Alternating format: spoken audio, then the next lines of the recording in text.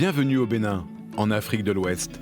Vous êtes ici à Parakou, la grande ville du nord du pays.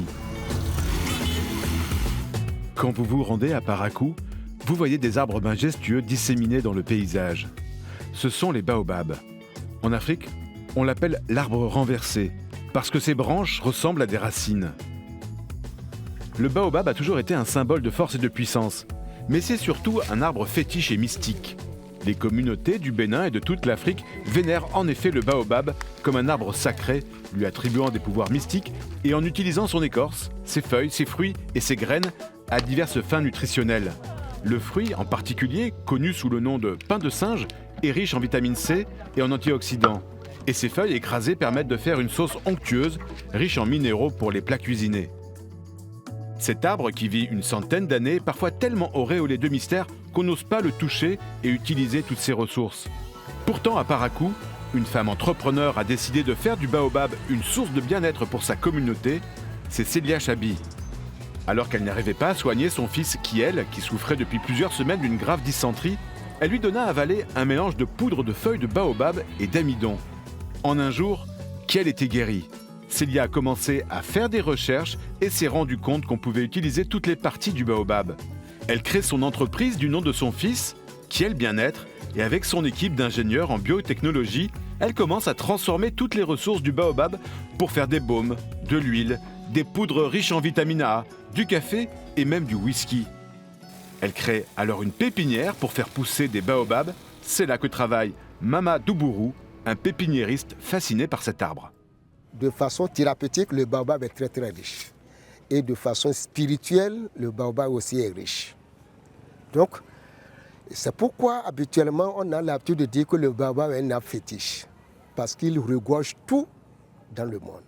C'est une pharmacie naturelle. Et actuellement, c'est une essence qui est en voie de disparition. Donc il faut qu'on essaie quand même de promouvoir l'arbre. Nos parents ne savaient pas que le baobab était un arbre utile. Ils l'utilisaient compte tenu de leurs conditions de vie. Mais avec l'évolution moderne, on a compris que le baobab est un arbre non seulement parce qu'il est riche en tout, en écorce, en racines, en feuilles, en poudre. Tout ça là, c'est une vertu naturelle. Pour Célia, l'objectif est de faire du baobab un vecteur de développement économique et notamment pour les femmes qui récoltent les feuilles des arbres dans les villages autour de Parakou. Toutes les parties du baobab sont comestibles et toutes les parties du baobab sont rentables, toutes les parties du baobab sont utilisables. Donc nous, à Kiel Bien-être, ce que nous faisons, c'est déjà de valoriser cet arbre-là à travers déjà sa restauration, sa production, parce que c'est un arbre qui arrive à supporter tout ce qui est changement climatique. Avec Kiel Bien-être, ce que nous faisons, c'est de valoriser d'autres produits dérivés du baobab, de leur montrer que voilà, quand on prend le baobab, ce n'est pas seulement le jus ni la poudre, mais il y a beaucoup d'autres produits qu'on peut extraire du baobab. Et puis, lorsque vous rencontrez des gens qui vous disent, voilà, j'ai utilisé ton produit qui m'a permis de satisfaire tel besoin, j'ai utilisé ta poudre, voilà, c'est vraiment un merveilleux produit, ça m'a guéri de telle chose, ça m'a fait ça, ça m'a apporté du bien. Moi, ça me fait plaisir. Je me dis, voilà, tiens, j'apporte quelque chose à ma communauté, j'apporte quelque chose aux gens, je leur permets de se sentir bien, je leur permets de vivre bien. Donc tout ça, en tant qu'entrepreneur, ça fait beaucoup, ça fait chaud au cœur. Pour développer son activité, son entreprise, Célia a bénéficié du soutien de l'Agence universitaire de la francophonie en tant que lauréate du projet PAVRIB, le projet d'accompagnement de la valorisation de la recherche pour l'innovation au Bénin.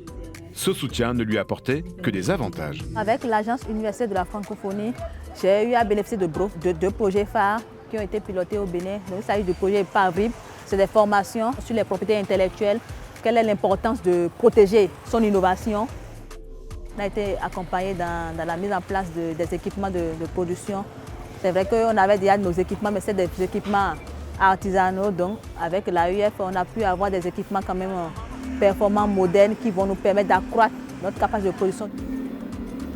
L'AUF m'a beaucoup apporté. Et comme on le dit chez nous, tant qu'il y a à faire, c'est qu'il reste toujours à faire. Donc, j'espère qu'ils ne vont pas s'arrêter là, qu'ils vont continuer cet accompagnement en matière de visibilité, en matière de communication, en matière d'accompagnement, que ce soit financier, technique et autres.